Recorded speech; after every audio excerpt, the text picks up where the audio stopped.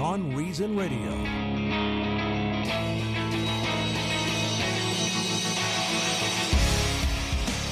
So I think I might start the show tonight with something that definitely is a little beyond reason, and Tom Benson will think this is beyond reason too. I might have to apologize. What? You see, I knew you would. I might have to actually apologize a little bit to some of my audience. Oh boy. Or some of my followers. Hold on, let me get the recording going so we have permanent record of this.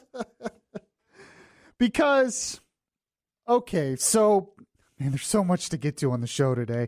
This is Beyond Reason Radio. I'm your host, Michael Yaffee, yada, yada, yada. You already know all this, blah, blah, blah. But I will have to apologize because I think I was a little harsh on some of my audience who was disagreeing with me this week on social media and other places on the morning show. Now, granted, they were a little harsh on me, and I'll talk about that. Some of them were pretty harsh on me, but, you know, I was really, really defensive on some things and maybe a little bit harsher than I should have. And the more I think of it, I don't want them to think I don't understand where they're coming from. But I also am going to stand up for what I believe in, even if the crowd disagrees with me. Even if my own side sometimes disagrees with me.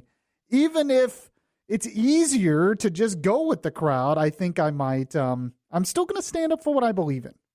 That's just my honest take. I have no special connections to anything. I am just me giving an opinion, little old me, and I'm just going to be honest with you on what I think. That's just the way it is on Beyond Reason Radio.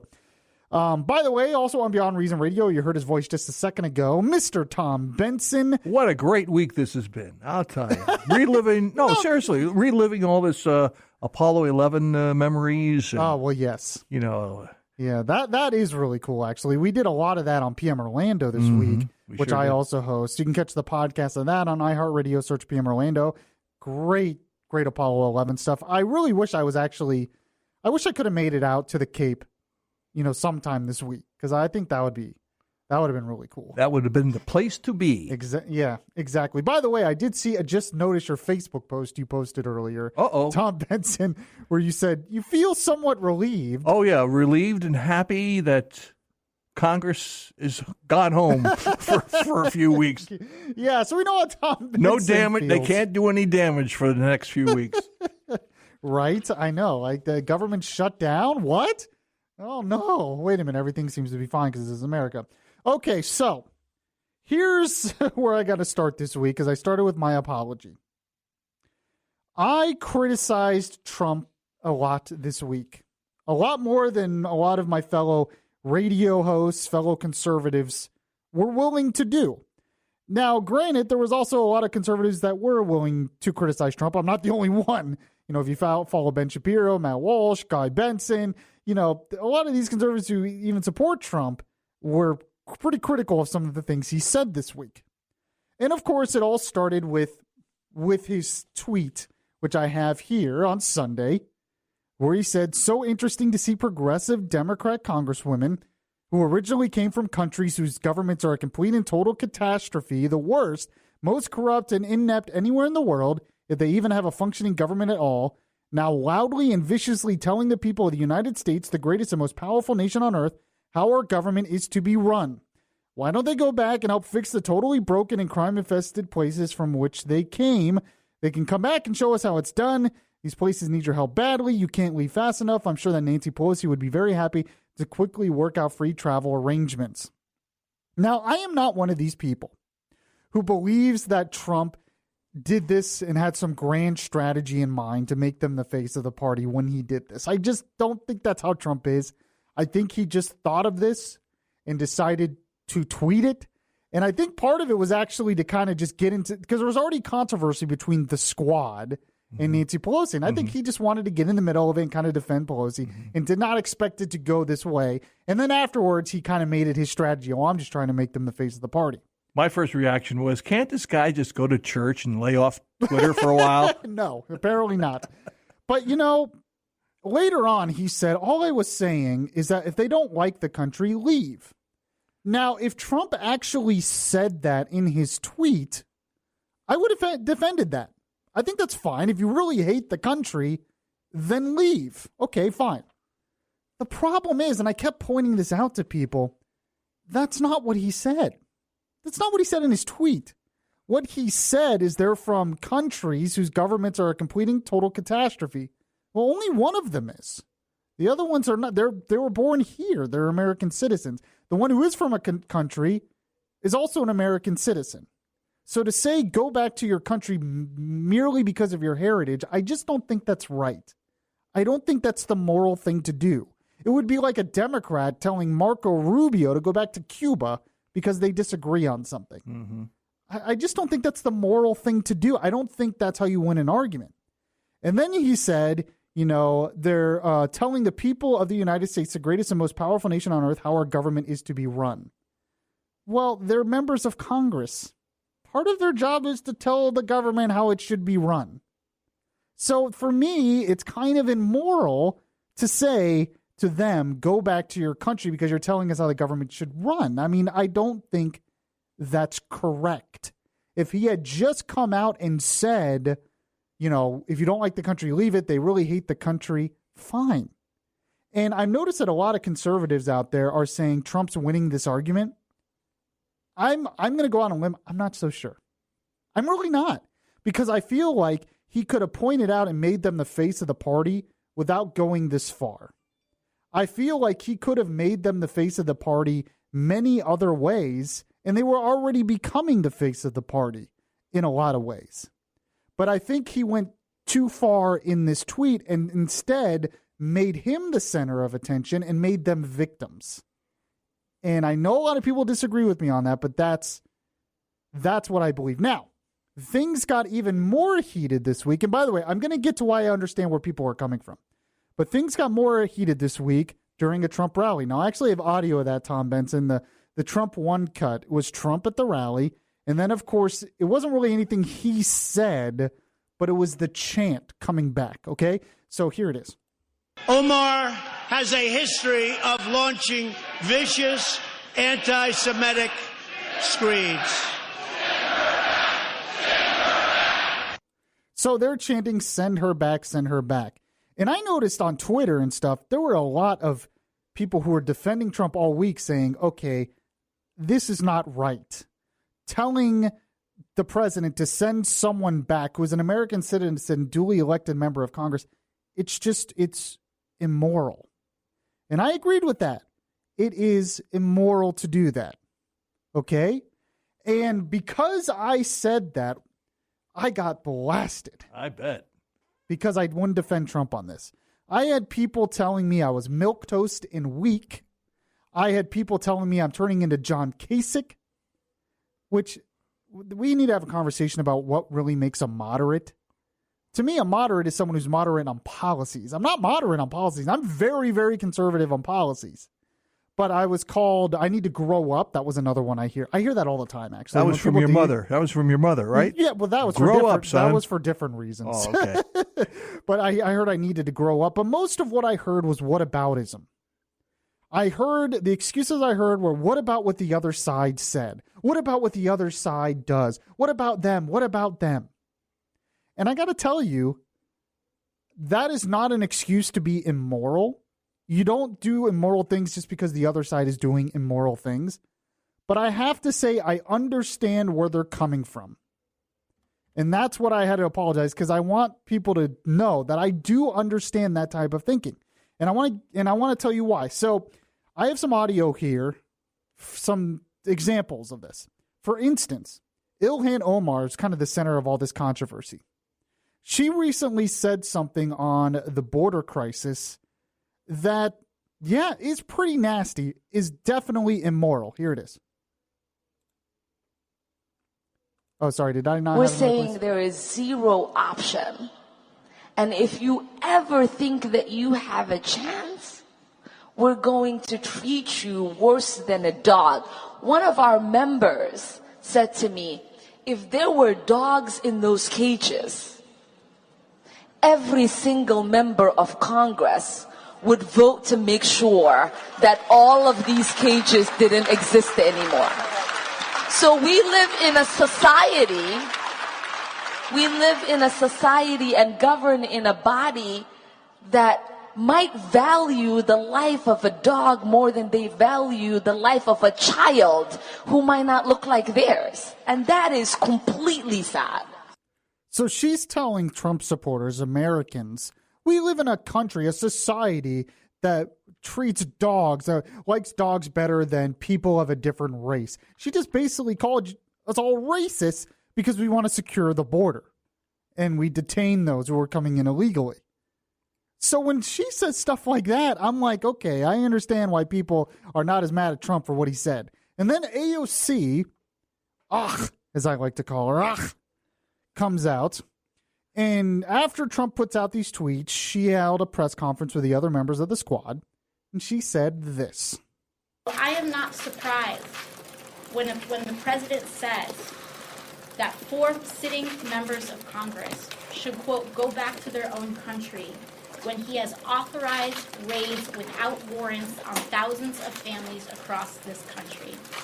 I am not surprised that he uses the rhetoric that he does when he violates international human rights and takes thousands of children away from their families. I am not surprised that he has turned our public education system under the leadership of Betsy DeVos into a cash cow to enrich himself and his friends.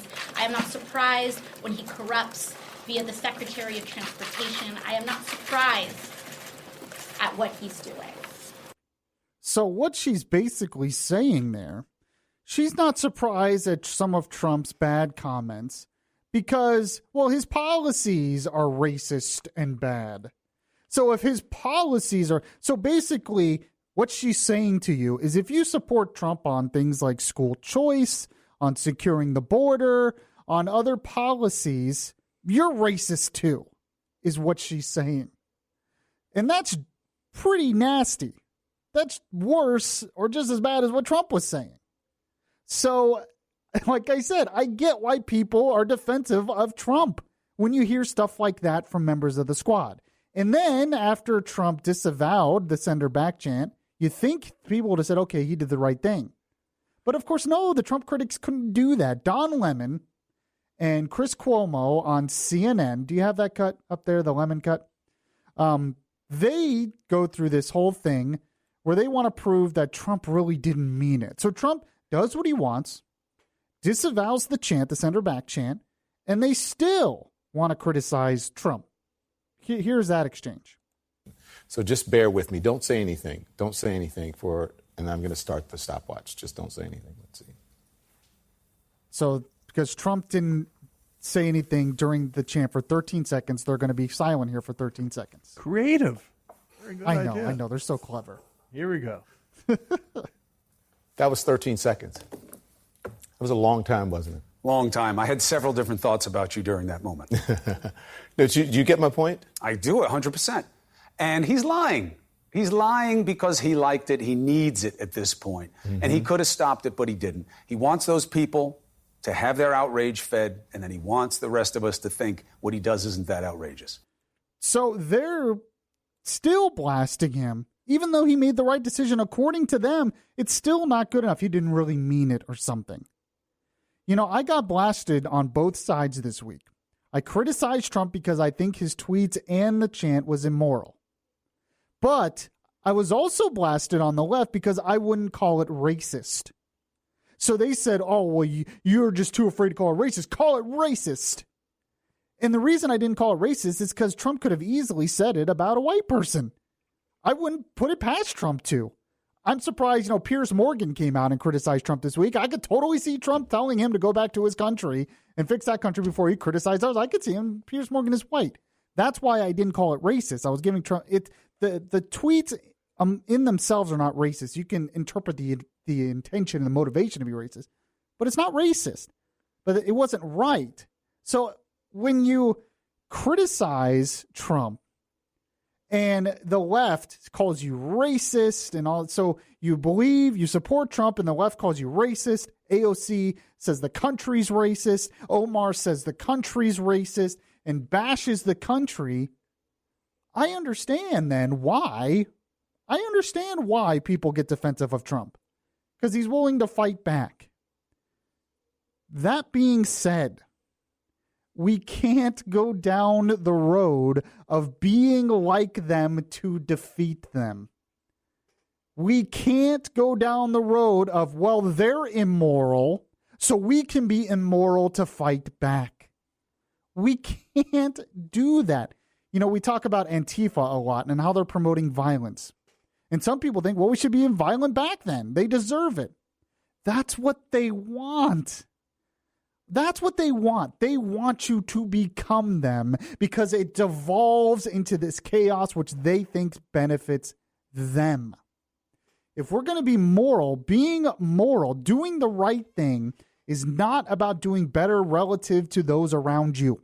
It is about trying your best to meet eternal truths and principles. And if we continue to go down this road of trying to stoop to their level to defeat them, we are going to continue to devolve into a real nasty problem in this civil society.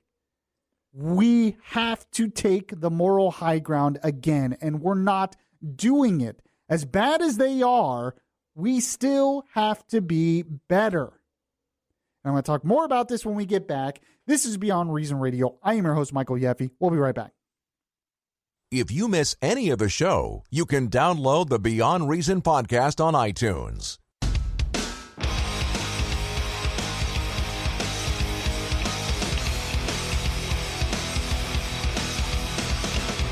The voice of reason in a world that is beyond reason is back now. Welcome back to the show, everyone. This is Beyond Reason Radio. By the way, if you ever miss any of the show, make sure you listen to the podcast anywhere podcasts are available. I always post it after the show. You can follow us in the iHeartRadio app. You can subscribe to the podcast anywhere podcasts are available. We're also on Facebook Live as well. So like the Beyond Reason Radio Facebook page. Also, if you want to comment on anything, you can text to 23680 where standard message and data rates apply. Now, I just got a comment on Facebook Live, by the way.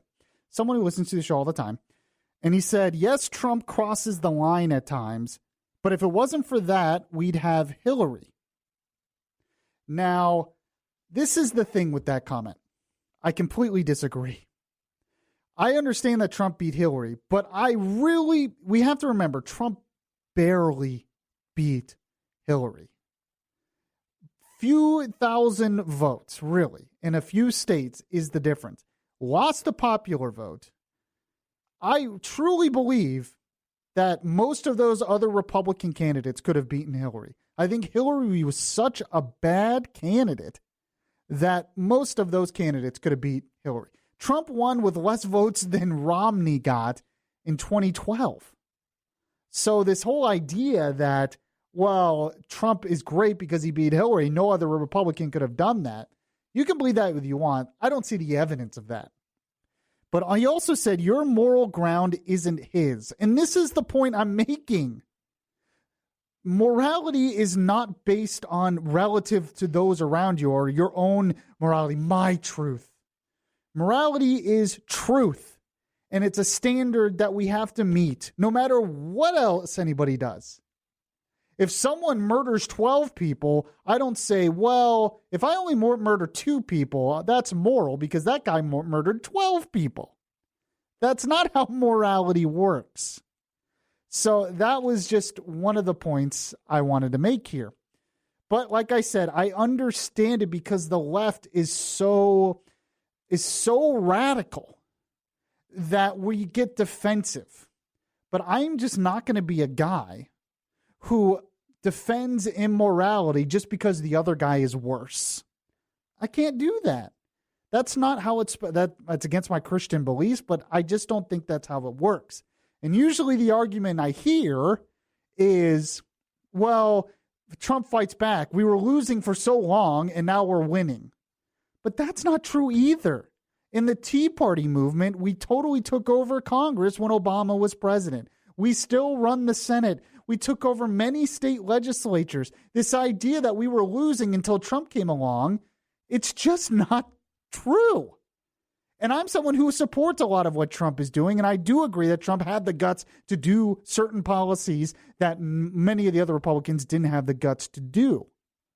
But we can't go down this road of devolving into rushing to the lowest common denominator just to win, because we still have to have a country. We still have to live with our fellow man. And they want us to go down that road. They do. They want us to go down that road. Now, when I talk about defending Trump and all this, I thought a good voice of reason on this was Bobby Jindal. Now, Bobby Jindal used to be the governor of Louisiana. He didn't like Trump initially. And I've always liked Bobby Jindal, but he was on Fox and Friends this week, and he was talking about how where Republicans are in all of this, and I think he's right. Here it is. I think Republicans are basically divided into two camps. Some Republicans think, I'm glad Trump's fighting back. We're tired of the media looking down on us. I'm glad somebody's going to punch back. You've got other Republicans that say, I like his policies. I wish he wouldn't tweet as much. But Republicans are united saying what he's doing is working. He's cut taxes. He is supporting Israel. He's investing in the military. He's appointing conservative judges. He's doing what he said he would do. The Democrats, the media keeps saying, oh, Republicans are crazy, Trump is crazy. What they're missing is, forget the tweets, forget the personality, what the Democrats actually want to do to our country. That's what's crazy. Forget personalities. Look at the Green New Deal. You look at Medicare for All, and the Green New Deal, AOC's chief of staff admitted, this wasn't primarily about climate. This was about restructuring the entire economy. Was it written in crayon? Well, I don't know if that's carbon friendly, so I'm not sure if they're allowed to use crayons. Wax. But, they want open borders. This is a group that is anti-Semitic. They can't denounce anti-Semitism within their party. This is a group that they want to pay reparations. We were talking before, Senator Harris, now she's talking about $100 billion to give to subsidize housing. We've got trillions of dollars of debt, and you've got a Democratic Party that seemingly doesn't believe in the ideas that made America great. Yeah, and I think he's exactly right. And that's why people still can support Trump. But I do want to say we don't need to be arrogant, because Trump could lose. I know people don't want to say that, but Republicans lost Congress pretty big in 2016. I think Trump has a good chance of winning because the Democrats are so radical, like Jindal says, but we can't be arrogant because, like I said, Trump could lose. Now, I want to move on to something else in a moment. Rashida Tlaib said something that really bothered me. And it's about more than just, politics or anything, and I'll get to that in a sec. This is Beyond Reason Radio. I'm your host, Michael Yaffee. We'll be right back. Your voice of truth in a world of fake news. Beyond Reason Radio continues right now.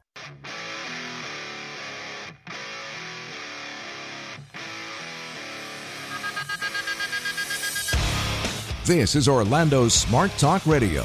Beyond Reason Radio continues now. Yes, welcome back to the show, everyone. This is Beyond Reason Radio. We're on until 9 p.m. tonight, right here on News Radio 93.1 WFLA. Of course, you can get the podcast anywhere podcasts are available. Make sure to give us a good review and share with your friends. Tom Benson is here. And by the way, something that is really beyond reason is he is celebrating his 49th wedding anniversary today.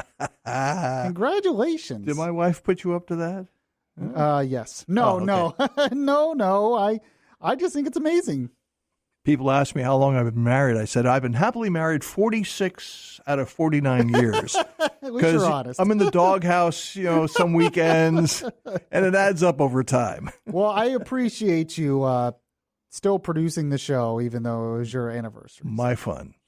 All right. So I want to move on to something here that was really bugging me. And I posted about this on Facebook earlier this week as well. You can send me a friend request on Facebook. Rashida Tlaib. She is the other member of the squad. Believe she's from Detroit, right? Is she the one from Detroit? And she is from Palestinian descent and all that. But when she was first elected, do you remember when she said this about President Trump? Go ahead and play cut one for me. Because we're going to go in there, we're going to impeach them. So the vulgar comment about the president, this is a member of Congress saying this at a rally, a political rally. I guess that was right after she won, claimed victory. So this week, she was on CBS this morning with Gayle King, and Gayle asked, do you regret saying that? Here's that exchange. Do you think that kind of language is helpful, and what did you hope would come of that? No, I mean, from day one, I truly believe that he has committed impeachable offenses. And me But even if you believe but that, even the me fact that you cursing, called him... but I didn't do it on the House floor. And I'm going to be unapologetic in myself. 70% of Americans curse. I'm real. This is who I am. I'm rooted in where I come from. And it's very common for me and for many of my residents to say things like that. But so you don't regret folks, you don't absolutely regret that. not. I'm unapologetic about it. I'm definitely going to push forward and saying we have to impeach him. Okay, there's so many different things I can say about that. But here's the first thing. She says she doesn't regret it. Why? Because this is who I am. I hear this excuse a lot in today's world. You do something that's wrong, and instead of admitting that it's wrong or apologizing and saying maybe I should try to be better, you give this excuse about saying, well, that's who I am, and I'm not apologizing because I'm me. And my first thought is, well, you suck. This is who I am. Well, maybe who you are is not good. Yeah. It's not a good excuse to me when someone does something bad and wrong and says, well, that's just who I am. Well, then you're not a good person. And then she said, well, 70% of the American people cuss. Well, I don't know if they would cuss behind a microphone in a public venue on stage, but also that's still not an excuse. My mom used to say, when everyone else jumps off a bridge, would you jump off a bridge? The old saying. What is she like teaching her kids that it's okay to cuss? Because that's just who you are. And this is so much in our society now. Does anyone else notice that? We are in our society, instead of being a society that tries to be better, that says, if you do something vulgar and you have a problem with doing things vulgar and it's wrong to be vulgar, maybe you should try to be a better person. Maybe you should strive to be a more decent and virtuous person. But we never hear that anymore. We never hear that in our culture. We never hear maybe we should strive to be better people. No, it's be who you are. Well, what if who you are is a bad person? That's just who you are. And here's your trophy. Yeah, and here's your trophy because of who you are. What incentive is there for human beings to be better? In terms of this radio show and my radio career, I've been given advice on how to be better. I've listened to some of my shows. I practice. I work hard to be better at what I do. Could you imagine if I just came in and, they were saying, here's some things that you could do to be better. Well, nope, this is just who I am. And I give no excuses because that's who I am. Well, fine. Then who you are is going to be fired. But that's the attitude of so many. So she's going to teach people. She's going to teach her kid. I mean, would you teach your kids that? Your kid steals from the local grocery store. Oh, you shouldn't do that. But this is just who I am. I just do things and not think about it. That's who I am. I hate this. It just really bothers me. Sounds like the public schools today. Yeah, well, yeah, exactly. It's all over our culture. We have a culture where if it feels good, then do it. Instead of if it's true or if it's right, then do it. Oh, if it feels good. And this is something that happens on both sides. Now, another point I want to make about that is she's right about one thing. There seems to be this movement in politics right now where if you're brash and you curse and you say stuff like that you're more authentic. Mm. So, and I get that to a little bit of an extent because for years politicians were not very authentic. They came off as fake. Mm-hmm. But, I'm going to hear stuff like, well, Mike, she's more authentic than Mike Pence. Why? Because Mike Pence doesn't curse. So that makes him less authentic than you because you like to curse. How come, why can't we be authentic but authentically good? What happened with striving to be an authentically good person? How come being authentic means that you're vulgar and nasty and bad? I don't like, it's just a big pet peeve of mine where we don't strive to be better in our society. And we think, and we say, well, that's okay because I'm being authentic. Well, you're being authentically stupid. You're being authentically vulgar. You're being authentically bad. Maybe you should try to be a better person. Oh, how could you say that? Yeah, how dare I say anything like that? Now, I want to move on to a different topic here real quick, because a couple of people pointed this out to me and was wondering my take on it, so I thought I would do it. Apparently, and I first saw this on Reason magazine, the libertarian outfit, and unfortunately, I didn't listen to it in context, but apparently Rush Limbaugh, who plays on this station noon to 3, he was responding to a caller who had talked about the deficit. And the caller said, in 2019, there's going to be $1 trillion deficit. Trump doesn't really care about that. He's not really a fiscal conservative. We have to acknowledge that Trump has been cruelly used. And Rush responded saying, nobody is a fiscal conservative anymore. All this talk and concern for the deficit and the budget has been bogus for as long as it's been around. Now, some interpreted that means Rush is not fiscally conservative anymore. I don't necessarily get that out of this. He could have just been stating that the Republican Party, unfortunately, is not keeping to their fiscal conservative principles, and no one seems to care about it anymore. But, you know, he does make a good point that the Republicans are going to have a hard time arguing about the debt anymore when they're not. He's right. It doesn't seem like anybody's a fiscal conservative anymore. And so people are asking my opinion. What about you, Mike? Are you still a fiscal conservative? Well, if you ever listen to this show or you ever listen to Good Morning Orlando with me and Bud, we have been railing against the debt for a while. So we're going back to like record deficits in this country, and it's happening under Trump. Now, the Democrats are going to say it's happening because of the tax cuts. Well, that's not true because revenue has been going up even under the tax cuts. The reason it's happening is because of massive government spending. But they make a point that nobody really cares about that anymore, and it seems like nobody does because we don't feel it in our everyday lives. You know, me personally, I don't feel the fact that we have a $20 trillion debt. It's kind of abstract and out there. It doesn't really affect me. So the United States can kind of get away with it because they can just print more money. And so far, inflation has not gone up with it. Now, a couple reasons why we can get away with it. One, we can print more money.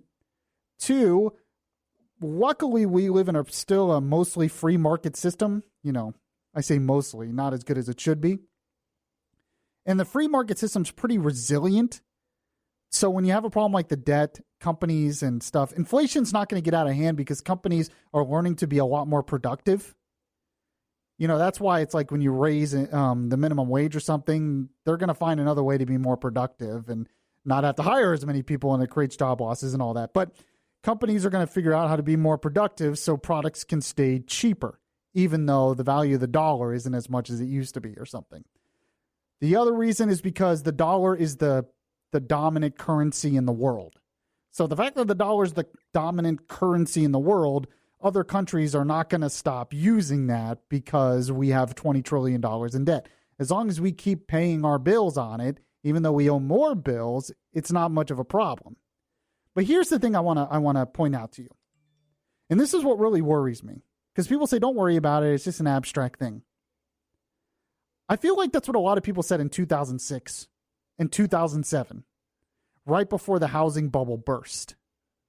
So the housing bubble was going up and up and up. And we had all these subprime mortgages, and we had all the investing in it and all that stuff. And it was such a kind of an abstract thing, and people thought, well, it's not going to really affect us. But when things crashed, I feel like they crashed pretty quickly. It was pretty much within a year where everything just started to collapse under itself. And this is what really worries me about the future, because eventually I think the debt will, eventually you hit a tipping point in stuff like this. And then you have something that happens that sort of breaks the camel's back, that sort of breaks the dam, and it all kind of crashes. I think part of the thing that happened before the housing crash was gas prices went up. So people had to pay higher fuel and higher costs for everything else, plus their high mortgage that they already couldn't afford. And all of a sudden, things started crashing quickly. I'm really scared that we are going to keep kicking this debt down the road for so many years. And when you read history, it kind of works like this, that when it starts, we're going to hit a tipping point. And once we get over that tipping point, it's going to crash, and it's going to crash fast. it took us a long time to get to this, even though we're getting there faster and faster and faster. But with something like this, once it does become a problem, it's not going to go down as slow as it came up. It's going to all crash. And when you have a debt bubble like we have, and then all of a sudden we can't afford it, and then we have to print more money, and inflation becomes out of hand, when all of this starts to reach that tipping point and become a problem, it's going to crash the economy very, very quickly. It's not going to happen slowly, and it's going to affect us all.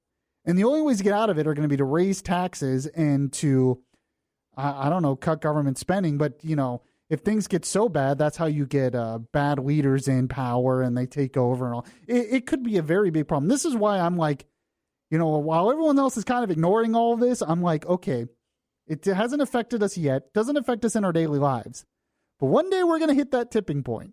And this debt's going to be too much to bear. And to take care of it, things are going to escalate quickly or de-escalate, and things are going to crash very, very quickly. And unfortunately, it's going to be my kids, and probably me, actually. Tom Benson, I don't know. It might not happen or to you. I won't be here. Yeah. We're going to be the ones that have to pay for this. Eventually, we're going to have to pay for this. And we're not going to be able to grow our way out of this. We can grow our way out of it somewhat, but we're going to have to cut spending. And nobody seems very serious about that, and it still worries me. So while nobody else is a fiscal conservative, I still am a fiscal conservative. Let's just put it that way, and that's why. Much more to get to. I have a story, Tom Benson, that you're just going to find hilarious. Aha. I don't know if I should include it in my Made Yaffee Laffee. It's not technically a funny story. Okay. But it's pretty beyond reason. Put it that way. It's funny but sad, huh? I guess.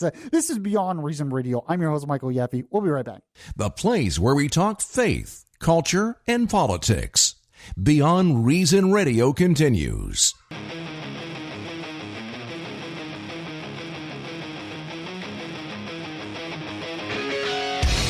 The conscience in your ear telling you the difference between right and wrong. Yaffee is back on the air. Yes, welcome back to the show, everyone. This is Beyond Reason Radio. I am the conscience of WFLA.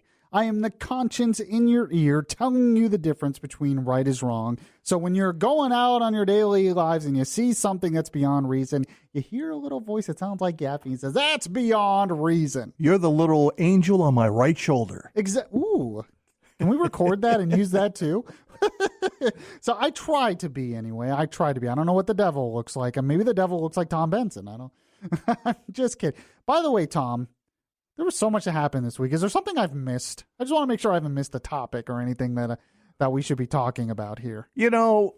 With Apollo 11 going on, I think there are a few things we missed. I think there's more of the political stuff that happened that didn't get caught, that didn't get enough attention that it should have. For example, that ice raid out in Oregon, or was it Oregon or Washington?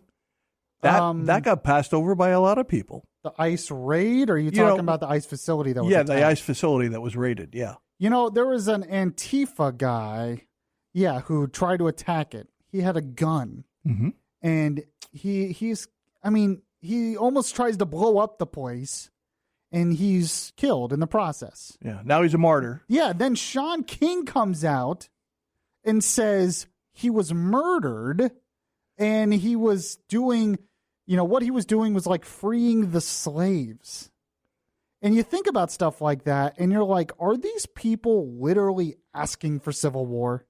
But you're right, that didn't get enough attention. And this guy was, in his manifesto, was saying there were concentration camps, which, of course, is what AOC was saying. And he wasn't a young guy. This guy was 68. Yeah. You think he'd... Can you imagine if he attacked an IRS building and was a Trump supporter? Oh. It would have been on the news every day. And the left excuses it and won't denounce it. Mm-hmm. And they're too busy calling us racist. So like I said, I get why people are pretty defensive of Trump, because that... it's just really dangerous. The act itself was dangerous, but the defense of it is dangerous, because they're saying, because you want to control the borders, that violence is okay. That's what they're saying. Where does that lead?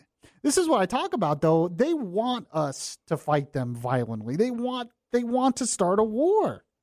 And it's a problem. It's so, I couldn't believe it.